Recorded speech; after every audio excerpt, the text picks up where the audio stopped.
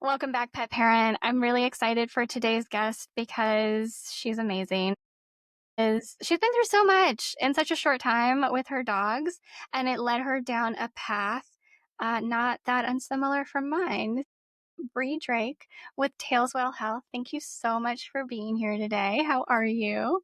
I'm so good. Thank you. And before we get into anything else, I just want to say thank you because this has all kind of come full circle. I was listening to your podcast, and that's how I found out about Dr. Ruth Roberts' coaching program. And through listening to your podcast and having you mentor me through that, like I owe you so much for where this journey has led me. So I have to give you a lot of credit for that. That's You've shaped so sweet. you've shaped a lot of who I am on this journey and how I look at things. So thank you. Oh, I mean, thank you. That is so, so very sweet. But honestly, you still did all the work. So that's why you're here. And that matters, doing the work. So I know, I mean, I got to know you through the course, and that was amazing. You were such a sweet, wonderful person. So it was like a no brainer for me. I mean, obviously, I have a lot of students that go through the program. They're all wonderful. And some go on to do really well and create amazing businesses, and some are happy just kind of helping their friends and family. There's nothing wrong with that. But you're really out there on social media and really kind of jumped right into, you seem to be handling the really deep waters very, I want to say effortlessly, but I'm sure there's like internal turmoil that you have to deal with because I've been there. I still go through that when you put a post out and it has, your heart and soul wrapped into it, and you just get so many trolls and haters, but you still keep showing up and you're just like, no, this is my truth. And I love that so much about you and about the content you're putting out. So first of all, if you're not following Bre on Instagram, please go do so at Tailswell Health. Is Tailswell Health? Is that what Yes, it is? it Yes. is. I mean, obviously you're so like multifaceted anyway. I didn't learn until after you graduated that you're also a designer, which makes so much sense with how amazingly beautiful your social is. Yeah, thank you. Yeah, it's definitely been a journey. Everything in life has been such a journey for me. I didn't definitely started out on a very different path. I went to school for accounting and finance and did that for about 10, 11 years and met my husband, married him. And then I did start doing freelance graphic design work. Actually, I started out doing photography work and I was actually photographing dogs for a while. When COVID happened, I was forced to do something a little more flexible that I could do from home. So I started a graphic design business, and that became very successful very quick, which was unexpected, a complete flip flop from what I was doing. A very analytical brain, in my creative. Yeah. Obviously, I was suppressing a lot of my creative talents because that career really blossomed, and I still do that now, but trying to put a lot more focus on this work, helping people better care for their dogs. It's my main passion. So I have a lot of daily struggles with keeping my graphic design business going and paying the bills and helping dog parents because I love it so much. And I Yeah. definitely trust where my path has led me for sure. And of course, you didn't mention the beautiful home you're in that y'all have built as well, which you don't have to talk about, but I noticed it and it is gorgeous, and I'm really excited for everything going on in your life. But what was it that helped you find my podcast? What was it that made you like go down the road of, okay, I want to do this because I know you've had some dogs and there have been some issues. And I mean, of course, only talk about what you're comfortable with. I know this can be a really hard topic to talk about, but there have been some issues. And I feel like the more stories we can tell, the more people connect to us. And so, whatever you're comfortable sharing, I would love to hear. Yeah, sure. And I've definitely had my concerns because I've never told this story in this kind of a setting yet, but I'll try to keep it brief. I'm so long-winded. Like, thank God for GPT to help me condense things, because I have a very hard time with that. But, I had two very beautiful, special golden retrievers. I actually had a male golden retriever named Skip going into my marriage, and my husband had a female golden retriever named Anne, who's 4 years older than Skip. So, we made a very beautiful life together. My husband and I and those two dogs, like our lives revolved around them. They went on so many fishing and camping and surfing adventures with us. Like we really tried to give them the best life possible. I mean, they were lucky enough to be our children in that phase of life. So unfortunately, they get older, and with Anne getting older, she was starting to have some arthritis issues and just really stiff, having a hard time getting up and down and getting up and down stairs. So I took her to see a traditional vet that was in our area, and he tried putting her on pain pills for the rest of her life. Like that was his solution. He did some x-rays and some blood work and said she had some evidence of cruciate ligament tearing, um, um, really bad bilateral hip dysplasia. That was his solution.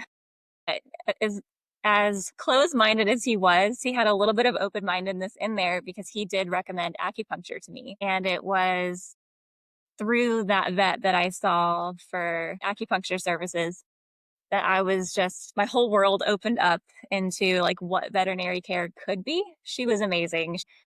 That vet sat me down and talked to me for 45 minutes before she even did any of the acupuncture work, talked about Anne's diet, talked about her history, talked about what I was feeding her. So she changed everything. She made me realize, I mean, all I knew before that was the vet I had previously seen. Just prescribe some pills, hope for the best. This is how dogs are. This is just her getting old. So I was, that vet changed everything. And she convinced me to switch them from a kibble diet to a fresh food diet. So I did that for both dogs and saw such drastic changes in just a couple weeks. And that was all I needed to just be sold on the whole thing. So I wanted more and dug into it more. I read the Forever Dog book, started listening to podcasts like yours, Angela Ardolino's, Dr. Judy Morgan, and just realized there's a whole world around this. And it sort of changed everything. I couldn't get enough. And I was curious, but I was very angry too, because I realized that so much of what I was doing was not right. And I prided myself on being a really good dog parent. I mean, they were my top priority in every aspect of my life. So to learn that the people that I trusted with their health were not necessarily giving me the best information was just such a wake up call and such a slap in the face. So I I tried not to get too overwhelmed and tried to slowly change everything at my own pace. The Forever Dog Life will really overwhelm you when you read it for the first time. Yeah. So yeah, I got my own pace, and I got both of them switched over to an entirely raw diet. I stopped flea and tick prevention. I stopped vaccines. I mean, they were both seniors at this point, so they were well beyond immune and fine. And unfortunately, about 8 months or so after making all these good changes, sweet Anne was diagnosed with oral cancer. I noticed her breath smelling really bad, took her into that acupuncture vet, and she confirmed that she had oral cancer. So that was hard. But Anne was, I think, 12 or so when she was diagnosed. So I knew, I wasn't too hard on myself. I knew, and I still trusted in all of this holistic lifestyle, this holistic way of life. I knew that it takes a long time to undo the years of doing things the wrong way, the year of toxic buildup. Um, so yeah, that was hard to take. So I ended up, and you can stop me. I feel like I'm rambling on. No, go ahead. That's great. I mean, that, So that yeah, when she was diagnosed with cancer, that obviously hit me like a ton of bricks. Last thing I expected, because I was like, I'm doing all these things right. This feels so good. So it kind of took some wind out of my sails. But I knew that I was not going to go chemo route, not going to go radiation. She was too old, and I just don't think I would subject a dog to that anyway. So I left that vet. She told me, so while she was an acupuncture specialist or specialized in Chinese medicine, she still was very traditional and conventional, and she didn't have a lot of other tools in her toolbox. So she told me that if I wasn't going to do chemo or radiation, that my list of options was very short. So that left me feeling helpless for a week or so, yeah. spending every second I had. I'm sorry, the sun is so bad right here. I spent every spare second I had just researching and trying to figure out how I could help her. And eventually I got kind of frustrated, and I almost went through with scheduling an appointment with an oncologist. I reached out to them and everything. I'm like, you know what? I need to get a second opinion. I need some more guidance. And I was starting to second guess myself. Like maybe I should see if there's surgery options, see if I should do chemo and radiation. It was like a divine intervention. I listened to one of Dr. Judy Morgan's podcast episodes interviewing Dr. Judy Jasek. Hmm. And anyone listening knows who she is. She specializes in canine cancer. She's brilliant. And listening to that was perfectly timed. I immediately scheduled an appointment with her, and she taught me so much about how we can support our dogs with cancer naturally. And I forgot to mention too that original vet that diagnosed Anne's cancer let me know that she would probably only live 60 days or so if I didn't do the conventional treatments. And with Dr. Jasek's help and focusing on the body as a whole and not attacking the cancer, we were able to keep her for an additional 9 months. It was just incredible. And then, unfortunately, Amazing. during Anne's cancer journey, we were so worried about her. And a couple months later, while we were traveling, while we were on the road, our dog Skip had an emergency situation where he was refusing to eat. And I knew something was really wrong with him. We were in the middle of nowhere in New Mexico, and we took him to an emergency vet there. And I didn't expect that it would be anything super serious. I thought he was just dehydrated, got into something bad. We've been bouncing around to different campsites. So I was just thinking, God only knows what he may have gotten into here. So I went into it a little concerned because he had never not eaten before in his entire life. But unfortunately, I was pulled into one of the exam rooms and hit with the hard news that he had a mass on his spleen that had ruptured, and that was what made him weak and lethargic and not want to eat. So long story short, they kind of backed me in the corner, used a lot of fear, and me being on the road too, it was just, I was so scared he was gonna, have a major incident while we were on the road. So I went ahead and went through with splenectomy surgery while we were on the road, and he had to spend 3 days there getting pumped full of all kinds of anesthesia and antibiotics and Lord knows what else. Just a very stressful situation for him, and a situation where he was already not feeling himself. And I have a lot of regrets around that. I'll never know if that was the right decision or not, but regardless, we went through with that surgery and we got 6 more weeks with him. So I have to be thankful for that, but it was still very heartbreaking because 6 weeks later, he did end up collapsing and passing on us. But it was 6 beautiful weeks where he was still very much himself and playing and like nothing was wrong. He literally went out one day chasing a ball. So yeah, that's the shortest version I can give you on Skip and Ants. I'm gonna cry, so maybe you're gonna cry. Yeah, I'm trying to mentally disassociate right now. Yeah. No, that's so hard with our babies. Oh my gosh, it was terrible. Terrible thing to go through. I mean, in Anne's case, we had time to prepare ourselves. And when we finally did make the decision to put her down, we knew she was ready and it was very peaceful and very planned. But with Skip, it was a situation where for that 6 weeks, we were still traveling on the road. We were still going fishing on a river. And I was just every day thinking he could die while we're out here on the boat. And, it was just anytime I left him for more than just a couple of minutes, I was so worried he could be gone because that was very much the case. But it worked out beautifully to where, he was literally playing with the ball at the end. He got a little weak, collapsed, and we tried to get him to an emergency vet. He actually passed in the car on the way, but my husband and I were both with him. I'm thankful that we didn't make it to the vet where they would have rushed him into surgery and he likely would have just died with a bunch of strangers around him. Yeah. So yeah, it was a really tough time to go through. I mean, that all happened between about April and December, and Skip was diagnosed in June. So, and he passed in July. So he and Anne both passed within 5 months of each other. And I was Gosh. thinking, we had this 4 year age gap, and I thought for sure, okay, well, when Anne finally goes, we'll have Skip for a little while, we'll get another pup, and we'll just keep overlapping and everything will be okay. But it flipped our whole worlds upside down to have Skip get unexpectedly diagnosed with cancer and leave us so quickly. Yeah. Yeah, I'm so sorry. I mean, I know you were going through the course with some of that, and it was tough. It was tough even trying to think of like things to recommend and like Yeah. I don't want to mess this up. But I mean, I think you handled it beautifully. And with both of them, and I also want to acknowledge that like you said, it takes time. When we have raised our pets conventionally for so long, like it really takes time Guys. to to get back to a place of health, of vitality. And yes, we can see some amazing improvements in a very short period of time, but that doesn't mean that all of the systems in the body have caught up.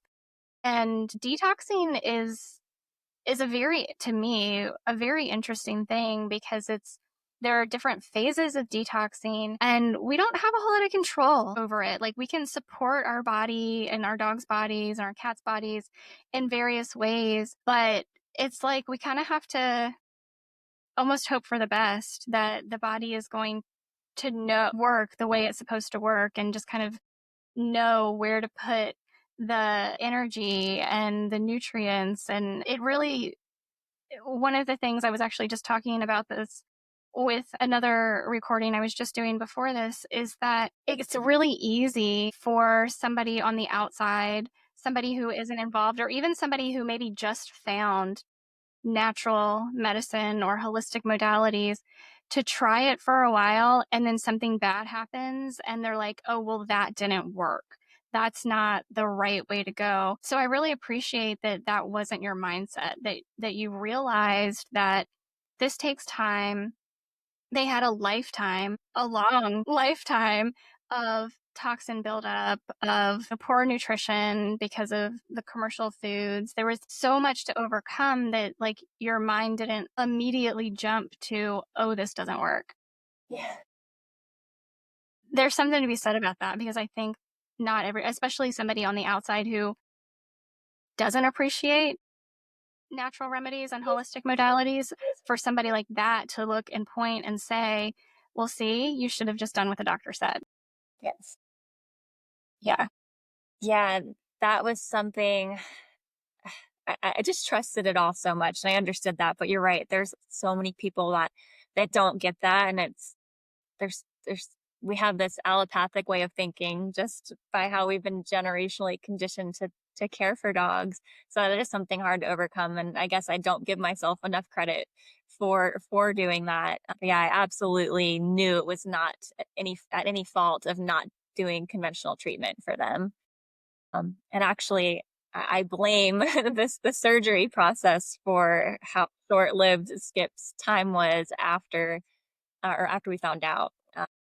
Something in me still thinks that if I would have just held back a little and took a breath and got a second opinion, that he might have stuck around a little longer without that intervention. But yeah, Yeah, I mean, nobody can blame. I certainly can't blame you for going. I'm sure I probably would have done the exact same thing because that's scary, it's very and they are really, especially at like an emergency veterinary office.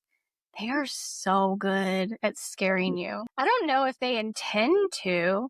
Mhm. Like, maybe, I don't know. Maybe it's just because they're so calloused because they see so much Yes, constantly. Like, they just have this constant onslaught of trauma yes. that they really do, I think, get calloused. And like, if you don't listen to them, they're like, well, you're just the worst person in the world because you're not listening to me. That's what it feels like. Yeah, I mean, all I kept thinking in the back of my head was, gosh, I need to get Dr. Judy Jasek on the phone, but nature of that, like she's not on call for me. I would have to have scheduled an appointment and hoped that she could maybe see me that next day. And meanwhile, it's late at night, we're in the middle of nowhere, and this emergency surgeon is telling me that if we don't let him stay tonight and book him for surgery in the morning, that they can't guarantee they would get him in. So it was very much I felt like my hands were tied and I was backed into a corner. But still, it may have been the right choice. And regardless, we did get 6 great weeks with him. I know with hemangiosarcoma, a lot of people don't get that. A lot of people find out when it's too late. And that's usually the case with hemangiosarcoma. So very lucky, but yeah. So I chugged along after that, after losing both of them. I had, I have a social media following in a very different world. It's centered around my dogs, but mostly in the fishing and outdoor world. And I started working with a raw dog food brand. I don't think I'll say it here for a little while. Um, because I did become quickly passionate about feeding our dogs fresh food and caring for our dogs naturally. I decided, I have two large dogs to feed. Let me work with this brand so I can afford to feed both of them a really good diet. So I worked with them for a while, and I was sharing a lot of the information I was learning with that following that I had been building over the last 5, 10 years to a very different audience. I had a lot of dog parents that were following me, but I learned quickly that this can be off-putting. Some people aren't really ready to hear this information, to hear that they have to spend more money on feeding their dogs, to hear that they should maybe question over vaccinating or their flea and tick preventatives. So I learned really quick that it's not for everyone. And I should have continued to just push it on everybody in retrospect, but I did wanted to start a whole community just dedicated to dog health, to holistic dog health. So in order to do that, I knew that I would get a lot of backlash for not being a veterinarian, for not having an EVM. So that is where I didn't really know what direction to go with that. I obviously wasn't going to go back to, I didn't want to go to vet school. I didn't want to become indoctrinated. That's something I'm thankful for every day. I didn't want to be a vet when I was younger. And I had a lot of regret throughout my whole life that I didn't go to veterinary school, but I'm very thankful it didn't work out that way because it's come full circle and I'm right where I needed to be. But so I didn't know what step to take next or how I could get knowledge to feel comfortable starting a whole account centered around holistic dog health. And that's where listening to your podcast, I came across an episode. Actually, I'll take that back. It was Angelina Ardolino's podcast, and you were being interviewed, and she was talking to you after program. And I was like, oh my gosh, this is exactly what I've been looking for. I just the opportunity to learn from someone with as much experience as Dr. Ruth and as much experience as yourself. Yeah, I figured out as expensive as it was, and as much as I didn't have the time for it, I'm like, I have to do this. This will make me have a good leg to stand on when sharing this information. It would just make me feel better. And I thought it would help relieve me from some of the backlash, but it does not. It actually, people will find a way to discredit you. And they definitely have. Yeah. Oh yeah, for sure. It's interesting because I feel the same way. Like when I was a little girl, I wanted to be a veterinarian. So I always felt badly that that's not the route that I took. Even though I went to college, I did all the things. And I always kind of was like, man, I should have like that was my dream. But now looking back, and I have talked to a few veterinarians about this on the podcast, and I also talked to Dr. Judy's daughter, Gwen, about it because I remember it was during COVID, I think, there was talk about the federal government subsidizing people to go into veterinary school programs because of the shortage Yeah. of people going through because of the veterinarian shortage. And I actually talked to Gwen about it and I was like, I heard this and I was like, you were the first person I thought of. And I was like, would you do it? And she's like, hell no. I know. Hell no. Yeah. I couldn't either. It's just you're right, the indoctrination. After having talked to so many veterinarians who look back and say, like I specifically Dr. Josie Bugh, I was like, she spent her whole life in nature, very holistically minded. And I was like, how did you make it through veterinary school? And she was like, it was hard. Yeah. That was the hardest part. Resisting the indoctrination for her was the hardest part. And I feel for veterinarians, but I also have this like resistance that I'm like, but you still have the ability to think for yourself. Like you should still have the ability to think for yourself. Yeah. Unfortunately, some of them do, and then we get to know them. Exactly. Yeah, I was talking to someone recently who I think was a vet tech in the vet world for a long time, and her husband finally convinced her to leave because of the toxicity of the work environment, and because he knew she could tell her integrity was being challenged every day. She saw it. She saw what was happening, and I think that's the problem with a lot of our vets. I feel badly for them because there are Yeah. some where and they're just stuck, whether it be financially or just the indoctrination. It's terrible. It's a really terrible thing to be so mad at them, but also have so much compassion for them at the same time. Um, Yeah. Yeah, that's where I'm at for sure. Moving forward, you now have and I wanted to say earlier and I completely forgot, like not for nothing because Goldens are kind of known yes, for cancer. So this isn't like you did all the right things and still like Goldens are known for this. This isn't like, you probably did get, like you said, a lot more time with them than you otherwise would have Yes. because of the things that you did. And I want to acknowledge that as well. Just in case people were like still hung up on the maybe you should go conventionally. No, no, I don't think you should. No, I don't think he's gonna be there. I mean, they're predisposed for sure to getting cancer. But as you know, I think there's a lot we can control to prevent it from happening, or at least delay it from happening to them. And I'm still Yeah. very much a golden person. I have a golden pup now that I'm trying to do everything right with as much as I possibly can. But yeah, we still can't control what ultimately happens. Yeah, and that's where I want to go because adorable little, not so little anymore, They, Jane has been growing up on social media. yeah, And I love watching him grow up.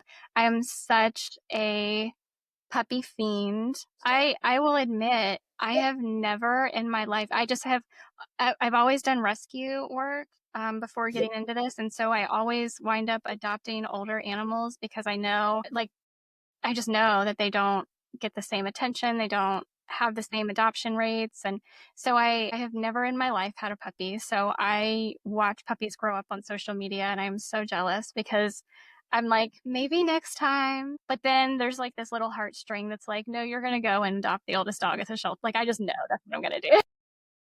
that's so it really is. But yeah, so Pine has been growing up on social media and you have been putting out some really amazing content. And I would love to know like what you've been doing differently with Pine from the very beginning. Yeah, and that was kind of another goal of starting a separate community as I wanted it to really be focused around following someone. I always wanted someone like me to show what they were doing with their pup from the very beginning and, you know, empowering me and giving confidence. So that was my goal with Pine and this community is to kind of walk people through what we're doing differently. Um, so the scariest thing that I took on was a natural immunity approach. We didn't do any of the puppy vaccines. And that was something I was very careful with because it is a delicate path to take. It's not for everyone and it shouldn't be taken lightly.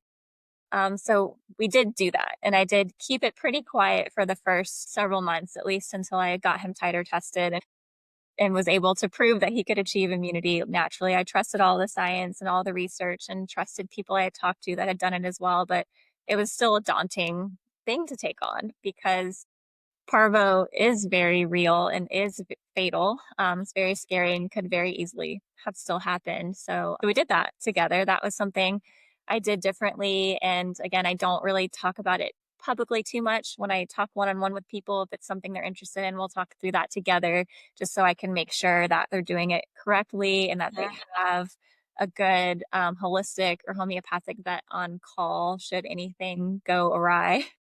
So we've done that, and he's been raw fed since the beginning. I actually got him from a natural rearing breeder.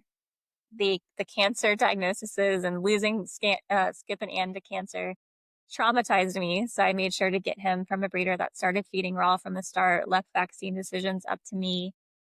So we're doing the raw feeding, no flea, tick, heartworm preventatives. Yeah, so we're doing all those things.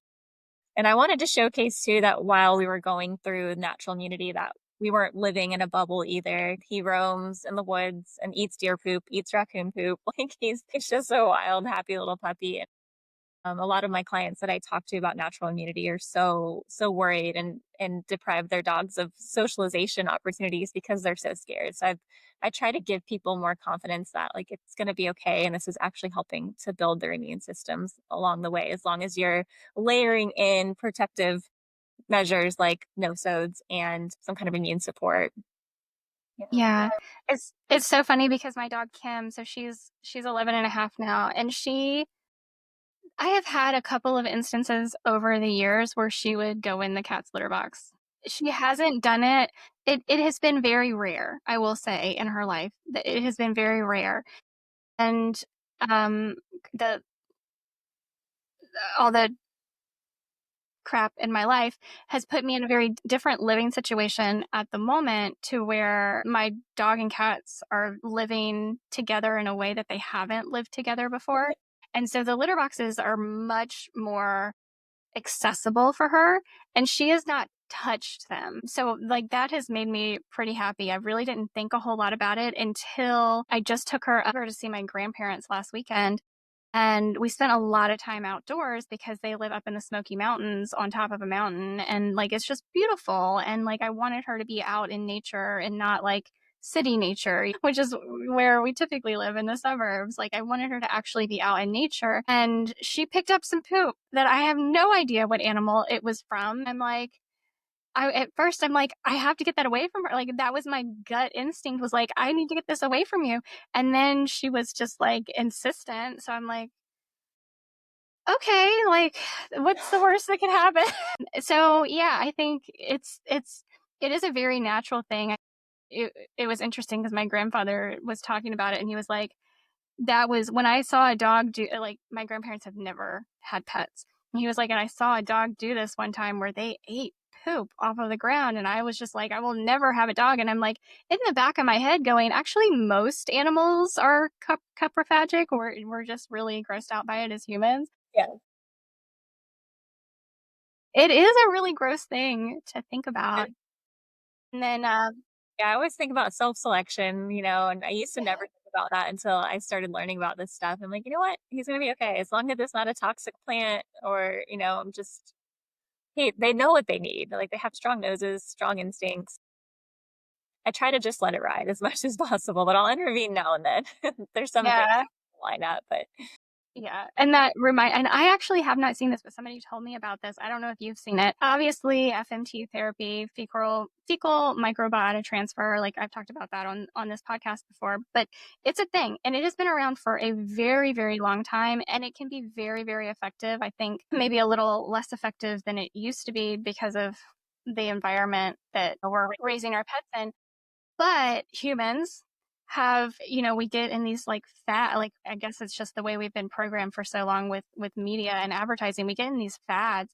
And apparently it has been a fad on TikTok where people are kind of making fun of FMT therapy and they're like literally smearing poop on their face as like a TikTok challenge. yeah. And I'm like, no, that's definitely not how this works. I don't know if you have seen that. Oh my gosh, I have not. I haven't been on TikTok since I think 2020. Thank goodness. I did Okay. for a while, but ugh, I can only imagine what it's like right now. Yeah. Yeah, I mean, it's like, between the Tide Pod challenge and I don't know what they're calling this challenge, but like, I just don't know where people's minds are. I think Okay. sometimes I think it's so intentional to kind of like other the people who are legitimately doing things the right way and like trying to spread awareness about how amazing these natural remedies and food therapy and all these things are. I think sometimes I do wonder if it's kind of like opposition Yeah, media.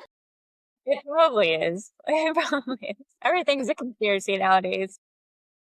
That is me 100%. I was on one of the office hours calls with other students just this morning and I'm like, if y'all want me to stop telling you about my conspiracy theories, you need to tell me to stop me. It's Yes. gonna get out of hand. I recently just saw sorry, we're just gonna go on this tangent. I recently saw another TikTok where this guy was on stage talking to people and you know how um it's so misguided because regenerative agriculture will literally save the world. It just like it will save the world. We need more cattle, not less cattle. We just need to be raising our animals regeneratively. The like climate change people are all up in arms about less cattle, less, cows and how bad they are. And so they don't want us, especially as Americans, to be eating red meat. They don't want us to be eating beef. So there is, excuse me, there's a tick in the Northern Virginia area. I don't, and it may be other places, but it's pretty regional, I think, right now, that if it bites you, the disease you get, very similar to like, people are very familiar with Lyme and Ehrlichia and other things like that. It's called Supergal, and I actually heard about this because Joni Camlet with Real Mushrooms has this from being bitten by a tick because she was living in Northern Virginia at the time and she was moved because of this.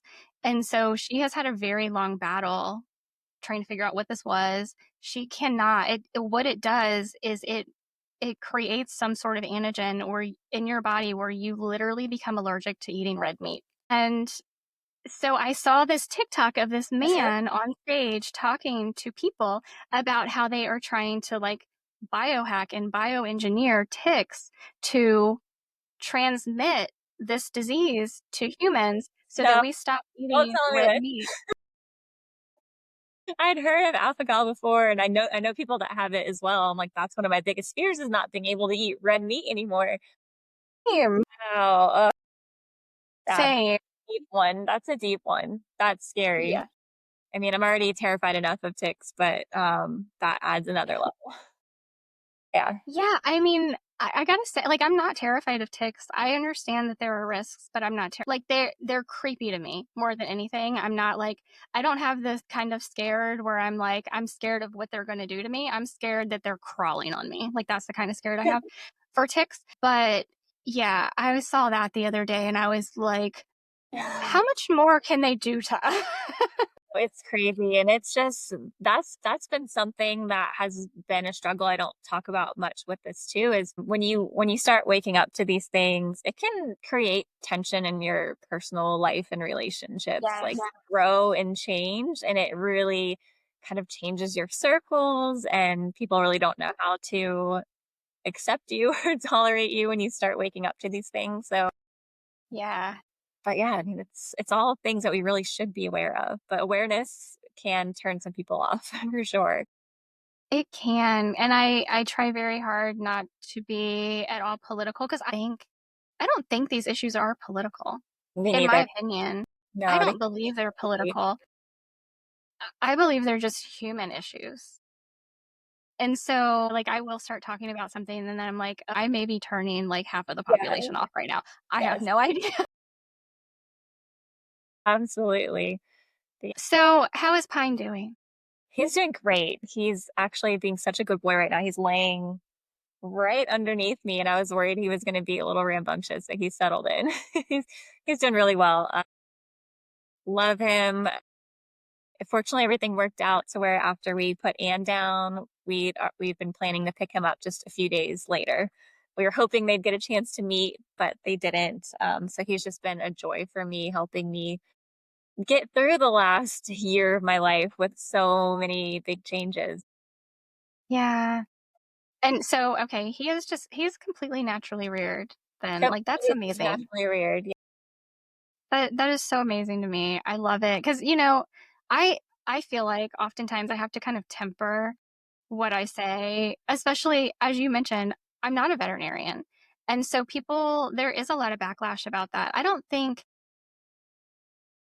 and I know I like there certainly are people that I want to quote who will cause a riot in the comments. But like you don't have to go to school. You don't have to have like this academic, you know, degree and education to learn things. Like knowledge is available out in the world. Yes, there are some like I absolutely appreciate our veterinarians for what they are good for. They learn so much in vet school about like the actual biology and like physiology of an animal's body and so many different animals, right? Like that's it's an amazing thing that they do, that they all that they learn, but like the things that we educate about are not things that you need a degree for. These are, to me, these are like common sense, like working with the earth, getting back to how we used to do things as humans, as animals, how we used to interact. Like these are, yes, we can take advancements in technology with like hemp therapy and red light and you know all like they're mimicking what we can get in the world. Like you know, a sound bath going into the forest instead of paying somebody to give that experience to you inside of four wall. Like we are mimicking a lot of what we can actually find in the world if we actually just connected to nature. But it's just incredible to me that there is so much knowledge out there and that we've just, in my opinion, been brainwashed to kind of like We've miss been it. brainwashed, it hasn't been offered up to us, and our vets were never taught any of this either, and that's something that frustrates me on a daily basis. I'm like, why can't they focus on what they're good at and admit where they don't have a lot of knowledge, admit their shortcomings, and outsource it? I mean, I just don't know why that is something that's so hard to separate. We're good at diagnostics, we're good at surgery, we're good at administering vaccines. But if you want to talk nutrition, let's talk to a canine nutritionist or a holistic vet. And that's one of my main goals too, is helping people to see that can be normal to have to rely on a holistic or homeopathic veterinarian as your primary vet, and then just seek out conventional traditional veterinary medicine when needed. That's something, I mean, every client I talk to, that's just foreign to them. That's a foreign concept. It was a foreign concept to me until early last year when I reached out to Dr. Judy Jasek. I didn't realize that was a thing because they are highly skilled and there are times when we will likely need conventional or traditional treatment, but for the most part, we should just be relying on ourselves. I think first and foremost, educating ourselves so we're not relying on vets and overworking them. But Yeah. so my goal is to educate people as best I can on an individual basis or through my social media so that they have more confidence in taking their dog's health into their own hands. Because I've seen it firsthand too, where really the most hands off people that have farm dogs and don't intervene at all in their lives, those are the healthiest, most long lived dogs. And for a reason. I think we overdo it. We're too good of dog parents sometimes. Hmm. It comes back to haunt you. I definitely Yeah, it's that. was too good with Skip and Ann. Yeah, it's that. I think germ theory was one of the worst things to happen to medicine, and it. I actually just read this morning. I'm going to share it here real quick. Let me pull Okay. it up. It says it's actually on a Substack that I follow or I try to follow. He writes so much, I can't keep up with it. But he's talking about how raw honey can save your microbiome. But he says, let me find it. We humans, and I believe this to be true of dogs and possibly cats as well, we are meta-organism, a hybrid being composed of 10 times more microbial cells, meaning bacteria, fungi, and viruses, than human cells. Even more astonishing, 99% of the genetic material in our bodies is microbial in origin. So we have 10 times more bacteria, fungi, and viruses in our body than we actually do human cells. I think that's incredible. I think that is amazing. I think that says so much to, first of all, discredit germ theory, Yes. which I mean, I hope we have discredited. I don't think we have, like, based on our medical system, I don't think we have. We're not there. But it definitely has like translated into how we care for our pets, and it is so detrimental. I Yeah. know I still have a hard time sometimes. Like I have to be so intentional about taking my shoes off outside. Yeah, it's funny things like that where you think I grew up thinking taking your shoes off was just being like, I don't know, just about cleanliness and cosmetic reasons. Yeah, I was like, yeah. no, it's not necessarily the natural bacteria, natural stuff from outside. It's the toxins from outside that you're bringing into your home. That's where I'm concerned now. Since we built our new house, I'm very much we're shoes off in here and as low tox as possible on everything. My poor husband, like the furniture I was getting us to buy, because I'm like, it has to be organic and it has to have all these certifications. Like we had this chance to start fresh. Let's do it. I know it's way more expensive, but it'll be worth it because we're going to be spending our time in here. Yeah, That was part of the absolutely. overwhelm that hit me when I read the Forever Dog book, when I learned about, how many toxins we're bringing in on our shoes and how much chemicals are in our furniture, in our cleaners. And that was very overwhelming for me. So I definitely tried to do that one step at a time. And now with this new house, I'm like, all right, we're gonna do this right. Yeah. Yeah, I love that. So, and obviously, these are all things that you do teach one on one to people. Is that accurate to say? Yes.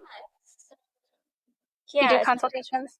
I do the consultation after having taken that course with Dr. Ruth. And I've kind of evolved where I like to do more of 30-minute one-on-ones with people, just covering the more general topics and helping people get their feet wet in this whole holistic way of caring for our dogs, focusing on the big ones like spaying and neutering and vaccines and phasing out of or getting rid of conventional flea tick and heartworm medications completely, helping them with those because people just they just need to talk to people that have done it. So I try to make my consultations very casual and very much just like ask me questions, ask me what I'm doing, let me tell you it can be done. There's a lot of fear. There's so much fear in this, in our current world. And if you just focus, if I can just help dog parents to think a little bit differently and how they approach making decisions for their dogs, like it can really impact their health. So yeah, I do offer those one-on-one consultations, and they've been pretty steady. I actually had one just before we talked, and that one was on natural immunity specifically. A lot of people are curious about that. I love Well, that. yeah. That's amazing. And it actually seems so much less pressure than what I do. Yeah, I know. And that's where I recently dialed that back because, throughout that course is building you up to offer those consultations where you're helping dogs that are chronically ill and have really serious things going on, mostly leaky gut issues or cancer. So I would love to do that, but right now I'm just really spreading myself so thin, still doing my graphic design work while I try to migrate towards doing this more full time. So I just don't, and it takes so much time. Even those 30-minute calls, I'm still doing so much research and putting so much work into giving clients a document with links and protocols. So it's a lot. I don't think I think to price it at what it's really worth, like no one would ever actually pay for it, unfortunately. So yeah, I scaled back recently where I'm not offering those full length consultations where I dig into vet records and history because I just don't have the time for it right now. I decided to shift my focus more towards preventative type Yeah, guidance. that's awesome. I mean, so necessary. And I'm glad that your community has been accepting of that. Because it is like, that's my goal too. Like, I wish that's how I went down this path to begin with was, being in rescue. I started a YouTube channel and somebody commented that, like, wouldn't it be great if you could just keep dogs out of shelters and rescues? And I'm like, yeah, like that's so, keeping dogs healthy from the get go. That is the ultimate goal. Yeah, and it's kind of selfish because that's definitely the easier approach. And I want to help the ones who really need it. But those are your really hard clients too. You got to have the right client who's going to buy into this is going to take 3 to 6 months or longer to fix. So it's really hard to find the right client because you can easily turn people off when they're not seeing results in a couple of days or a couple of weeks. But yeah, I know. My so many Yeah, dogs are so screwed up right now. they are. I know my leaky gut package is 12 months. I mean, I tell that to them up front, and they're like, "What?" I Like, know. it's 12 months. Yeah. If we can get it done sooner, wonderful. Yeah. But it's 12 And months. if they don't already know a fair amount about how holistic medicine and holistic support works, then it's a battle to get them to understand that it could take that long. If they do know, they'll be like, okay, I'm ready for this. I know it's going to help my dog long term. But I think most people are just like, no way. I'd rather take the easier option. Yeah, yeah. And that's what it all boils down to really is I think we blame our veterinarians and we blame the vet schools for how poorly they're trained. But I think a lot of the issue is how we demand convenience. Most dog parents just demand something that's quick and easy. And I see it all the time in my comment section on my Instagram, like, where people bash, natural flea and tick prevention, for example, because we'll still see flea and ticks now and then. It's like you gotta be willing to put forth the extra effort for your dogs. And that may mean having the inconvenience of seeing fleas and ticks once in a while or having to manually check them every night. It's just a whole different mindset. Yeah, Convenience is really what I think might be one of the main killers of our dogs. It's just and us. Convenience Oh culture. yeah. convenience culture is just awful. The convenience and having to be busy all the time and being so stressed. Yeah, absolutely. I completely agree. Thank you, Amazon. No, really, I mean, thank you, pharmaceutical companies. That's really where it started. Yeah. Okay, so, if people are interested in the preventative, especially this, natural rearing, I think that is so incredible. It's definitely like that was, in my opinion, a hole in the space that you're filling, which may be one of the reasons why you've blown up so quickly because it's not something most people do. It's not something most people talk about. I love that. What's the best way for people to find you? Is it on your Instagram?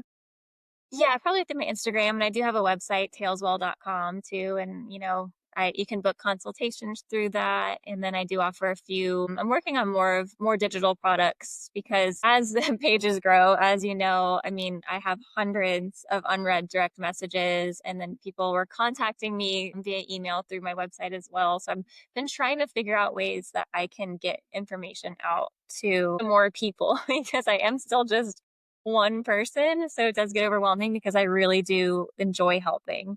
And I will dive into the direct messages sometimes and spend way too much time helping people. And I will dive into the comments sometimes, but um, I have to remind myself that my time is probably better spent elsewhere. So I do prefer talking to people one on one if I can, and then creating these digital products to help people with some of the things I get a lot of questions about, like detoxing after vaccines, and heartworm is a big one. So yeah, I'm working on more, but maybe I'll do one on natural immunity. But for natural immunity, I think the guru on that is Dr. William Falconer and his website. I learned so much from his podcast and his website and his courses. So he's a great one for people to dive into. Recommend him a lot to my clients because Yes. I recommend a lot of resources to my clients because unlike conventional traditional veterinarians, I want to only see my clients once or twice. Like I want to empower them and give them the tools they need to get to the level that you and I are at, or somewhat close to it, at least close enough that they're comfortable taking their dog's health into their own hands so that they won't need to rely on us anymore.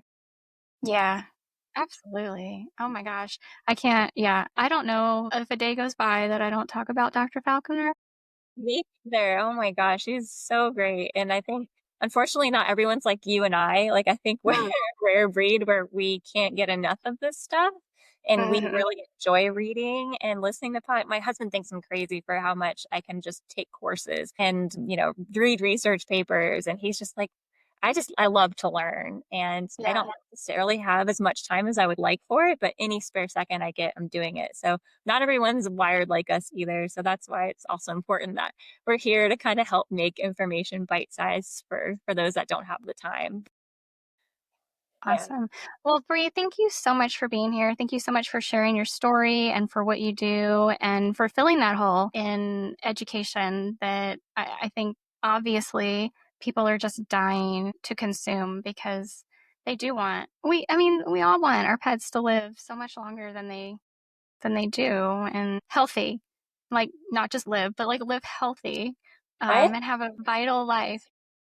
so many of these people I talk to are just looking to be proactive, which I'm so jealous of because unfortunately for me, it took having something really bad happen to finally get myself in gear. So it's been really refreshing to see how many pet parents out there are wanting to be proactive That's because awesome. because they know they have enough, they can look out and see long term what may happen if they don't make changes. And I feel guilty because for me, I went along with it until it was too late almost. So yeah. We all have our own paths. It's totally understandable. Yes, guys, check the show notes for links to Bree's Instagram and her website. Very excited for any downloadables that you do come out with. And thank you You. so very much Thank for you so being much here to talk again to my for listeners. yeah, thank you so much. Good to see you. You too.